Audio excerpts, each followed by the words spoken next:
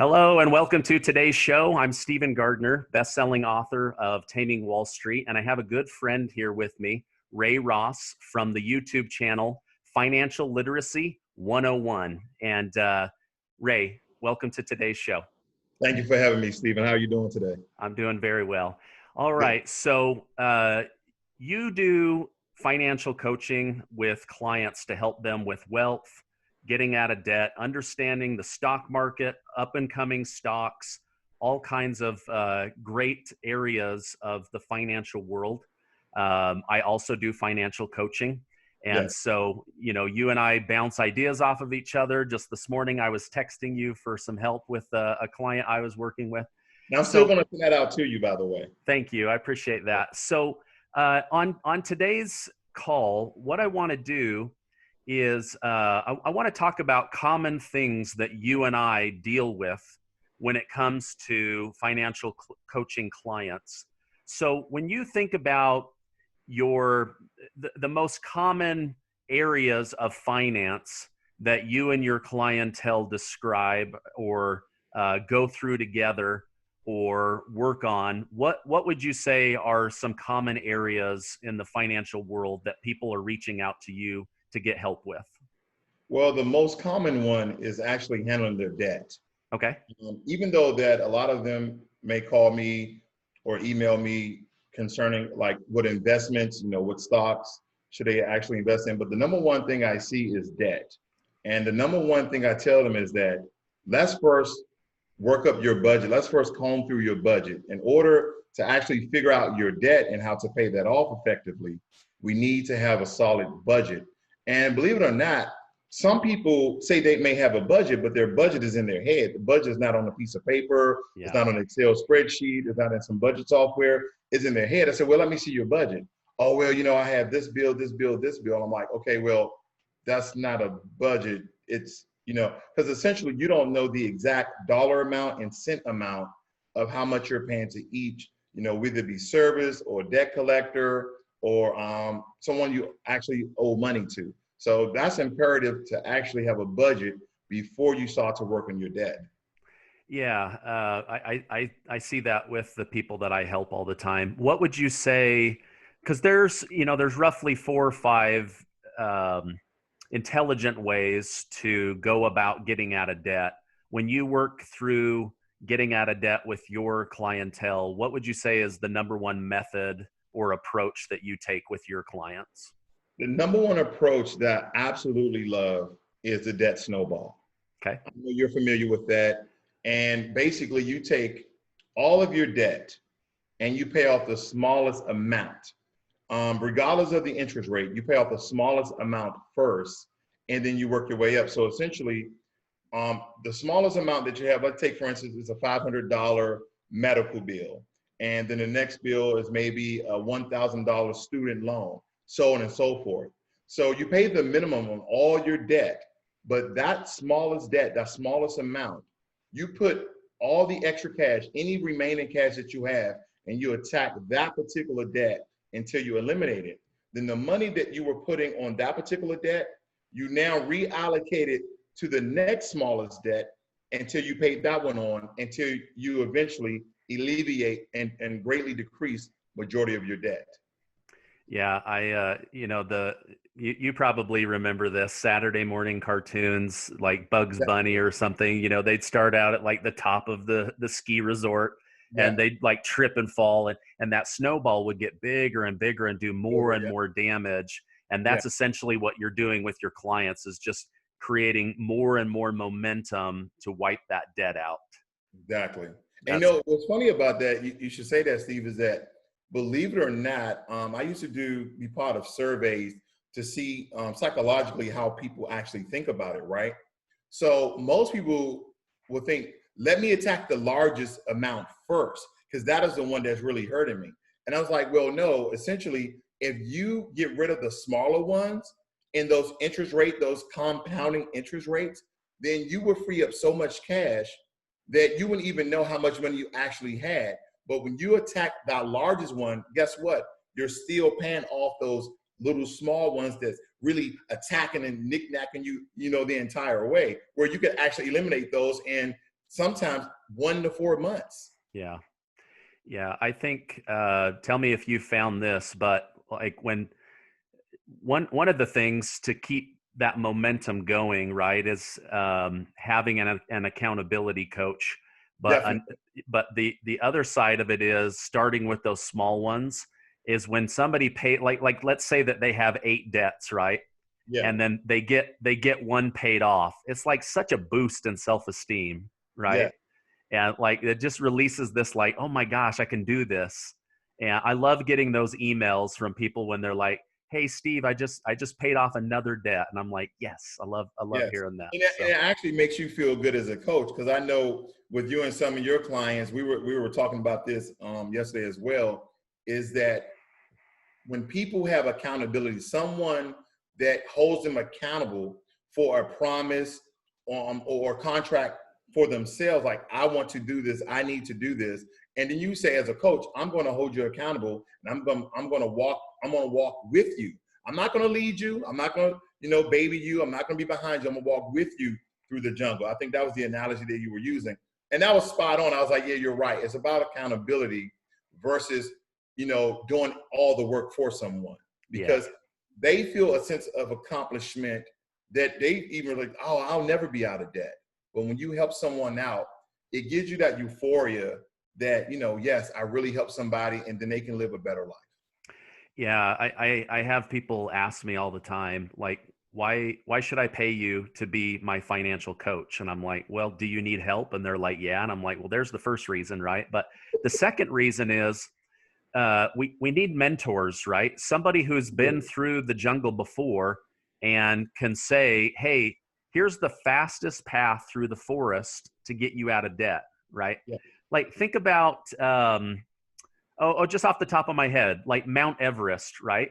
Okay. They still pay the people that live at the base of Mount Everest to take them up the mountain, even Yes. though they've got all the best equipment in the world. They've got the money, they've got the experience, they've been practicing, they've got all the protective gear, they've been working out. They still need somebody to guide them up the mountain because they know the path up the Exactly. mountain, right? Exactly. That's another great reason. I mean, they, like you said, they're being guided. The guys are not walking for them; they're being guided. And anytime someone may ask me that, it's about, again, first of all, contribute to you accountability. It's like I played college football, right? Before college, I played high school football. So essentially, I already knew how to play football. But why do we have coaches? Yeah. To get better, to be more efficient, to have better productivity.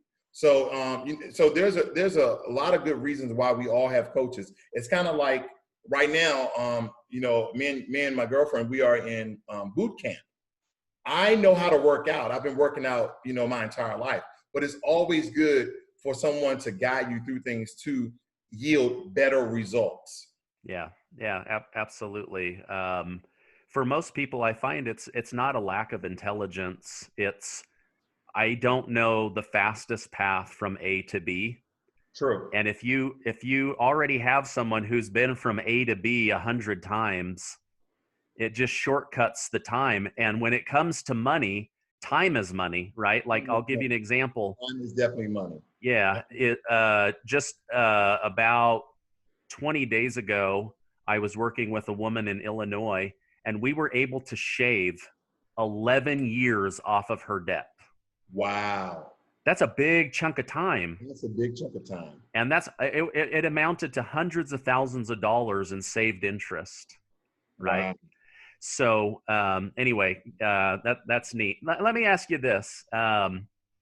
Tell me just a little bit about your childhood. Like, did you grow up around money and around examples of money, or did you have to kind of cut your own path with reading and education and finding mentors? Well, let me first start off with this. I would love to say that people need to understand that you are the hero of your own story. It's in your back. It's in your back. Yes, yeah. But no, I definitely grew up in a low impoverished neighborhood. Some people would like to refer to as the hood or the ghetto. However, I just know there was low impoverished. And my family and myself, we didn't have a concept of money. The only thing I knew about money is you go out, you work your butt off, and then you come home, you pay your bills, and then you spend it on whatever you want and need. Okay. So essentially, that is not a healthy relationship with money. It's very unhealthy because the information that I've obtained over the years, if I would have had this information then, I would definitely be a millionaire. Okay. On my channel, I make the joke that I'm a thousandaire. I'm not 100,000aire. I'm a thousandaire. I have thousands here and there, but I am nowhere near rich. But I am much better off from the information and the certifications that I received over the years when it comes to finance and money. Because as a child, man, I was extremely poor. Me and my mom, we were actually homeless for a week or so. I remember walking 2 miles to my Uncle Dennis apartment to get 2 eggs to make an egg sandwich. So we were doing extremely hard. Like we were impoverished. Okay, she didn't even make enough, money to even file for taxes. I didn't even know what taxes was because she didn't have to file them. Right? She didn't make enough. The only job I recall my mom having is working at McDonald's. Right? And unfortunately, she passed away when I was 12 years old because she suffered from lupus. But other than that, that's the only job. And that goes into a whole nother segment, but that has to do with education because she had to drop out of school and with her brothers and sisters because our grandmother died. But nonetheless, I never understood, never had a healthy relationship with money. Okay. So how did you get to that healthy relationship with money? Because, sadly, a lot of our country, about 50%, they just live paycheck to paycheck. And it's not from a lack of intelligence. It could be a lack of opportunity. It could just be a lack of know-how or education. So how do you think the majority of people escape that? Well, I know for me, it was a lack of education. I remember in the Boys and Girls Club, his name was Mr. Brookins. I don't know if he's still around, Mr. Brookins. And he used to always say, he said it like this, and I'm not trying to be funny. He's like, hey, man, you got to save your money, man. And so one day, he always used to say that. I'm very young. I'm like 14, 15 years of age. And he always said, I said, okay, save my money. Save my money for what? He said, one day, you're not going to be young and handsome, so you're going to need money to take care of yourself. Yeah. And as a 15-year-old, I'm not thinking anything, but it hit me when another gentleman by the name of Stephen Gardner, who was a former Tampa Bay Buccaneer football player, told me that, he understood that football was a short moment in his life and that he would take other courses to be more marketable. But the main thing is the money that he made in the National Football League, he would save, invest. Okay. And that would really spark the interest in me because we had some similarities. We have some commonalities and also things in common, hobbies or whatever. So I took to that and I was like, okay, I need to learn about money because the one thing about money, some people are like, oh, I don't like talking about money. I don't like doing this about money. But the key thing is money is in every aspect of your life, regardless of what you think, whether it be your electric bill, your food, your car, gas. Money is in every aspect of everyone's life. And if you don't care about money, money will not take care of you. I can tell you that for sure.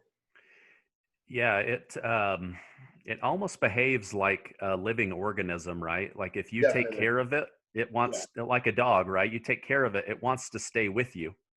And if you don't, man, it runs away. It does. It does. Yeah. Money, leave me now. So what about you though, Stephen? I know you have quite a few clients as well as me, but what is the number one thing that plagues your clients when it comes to their finances? It's the same thing. They want to know, okay, how do I become a good saver, right? Like if they have surplus money, how do I become a good saver? And we have to work through that. And then it's like, okay, where can I get the biggest return for my money? And in most cases, until you're out of debt, paying off your debt is the biggest return on your money, right? Like I talked to somebody in May and he's trying to put away as much money as he can into this 401k. And I said, how much have you averaged? And he said 5%. I said, okay, so you're putting all this money towards something that may or may not earn 5%. Now, sadly, his portfolio went down, right? But I said, you've got 6 credit cards with an average of 24 to 28% interest. Woo! So you're losing a lot of money to pick up a little money, right? And it doesn't balance out. It doesn't balance out, right? And so we were able to stop the 401k and divert that over towards getting out of debt, right? Well, maybe he's not earning 28%, but he's saving 28%. And that adds up really, really quick, right? Because compound interest can compound against you as well. I tell people that all the time. Yeah. And so, but yeah, when it comes to debt, I really like the Snowball method. I use it. I have about 5 different methods, and it, depending on the person, but one that I really like is called the cash flow index method. Okay. And with the cash flow index method, we line up all of their debts and the amount, and we line up all of the minimum payments. And then you divide the debt by the minimum payment, and that's going to give us an index score. Okay. And then from there, we go off of the smallest one, right? So it's a little bit different because unlike the Snowball method, we might actually go after a bigger debt. But the reason we do that is if it will pay off and create a larger amount of cash flow for the Snowball method. So I'll give you an example, right? Let's say you had a credit card where it had like $500, right? And you're like, okay, the minimum is, $25. I'm going to attack that because then when I pay off that $500, I get to cheer. Yay, right? Right. But let's say that you have a car payment and there's only like 2 payments left on it, and your payment's like $300 or $400, right? If we start attacking that, now instead of paying off the $500 that has 25 extra dollars when we're done, we pay off the car that has $300 extra when we're done. And that allows us to carry a bigger snowball forward. So it's kind of a combination of cash flow and the Snowball method. I was going to say, it's almost like you're using debt snowball and the debt avalanche. Yes, it's like a combination of the two. Okay. Yeah, but to call it the Snowball avalanche, it's a tongue twister. Okay. Yeah. Okay. So we call it the cash flow index method, right? Cash flow index method. Yes. And so anyway, that's one that I use a lot with my clientele. And then, but sometimes it does make sense to focus on the wealth, and sometimes it makes sense to take money that they can't pull out to pay off debt and get that to work in one of my strategies. But in most cases, if somebody's carrying a large amount of debt, then it does make sense to attack the debt, because once you free all that cash flow up, now we can go get some money, right? Now we can start building some real wealth. And the one that people absolutely love to hate, this method right here it's basic, it's common, but people love to hate it. Dramatically cutting your expenses. Yeah. That's the one that people love to hate, because people, and I'm including myself, we love to go out to eat, but that is one of the most astronomical, extremely large bills. Like this last week, we door dashed. It was $40. Do you know how much food you can buy with $40? At the grocery you store. You feed yourself for a week and a half, but that was one meal for 3 people. Yeah. So dramatically cutting your expenses, reducing your electricity, like simple stuff. People leaving lights on, you turn lights off. Like, I was telling you the other day, I'm building a smart home. So everything is pretty much automated. We don't really burn any additional electricity. So dramatically cutting your bills in every aspect of your life actually frees up more cash flow in order to pay off your debt. But we get so used, I know a lot of people, unfortunately, during this pandemic have lost their jobs, and they're used to anywhere from a $40,000 salary up to a $150,000 salary. but now they're getting no salary, or a portion of their week is being furloughed. So they're not getting the same amount of salary or paycheck that they're used to receiving, but they're still living like they are. Yeah. And so for the times, you must change the way you go about things. Yeah. No, absolutely. Absolutely. I did a YouTube live a couple nights ago, and somebody said, how do I start saving money? And it's like, there has to be a margin between what you make and what you spend. If there's no margin, there's no money to save, or there's no money to drive that debt down. Right. So you've got to be actively creating the margin. I mean, I should write a book called Winning in the Margin. That'd be a great title. I mean, can I be a co-author? Yes, write that down. I'm a co-author. And Yeah. number one thing I tell my clients as well is, when they say, hey, I don't have any wiggle room in my finances, I don't have any wiggle room in my budget. And I tell them, I promise you, I can free up $100 from your budget. Once we sit down and go over your budget, I'll free up $100, or if I can't, I'll give you $100. But here's the thing, it goes back to dramatically cutting your expenses. When I tell people where you have cable television, you have direct TV, I will probably say, hey, you might just want to have Netflix and leave it like that.